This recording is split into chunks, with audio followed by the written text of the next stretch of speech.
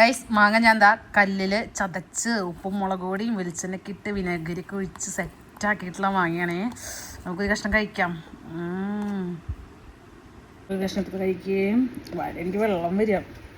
നിങ്ങൾക്ക് വെള്ളം വരുന്നുണ്ടാവും, കുറച്ചധികം എടുക്കും അങ്ങനെ.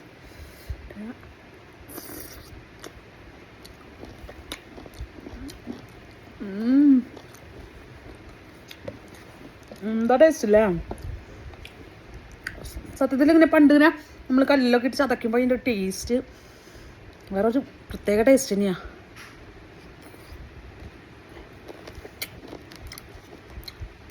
ഇപ്പം തന്നെ മാങ്ങയുണ്ടെങ്കിൽ വീട്ടിൽ വിടും.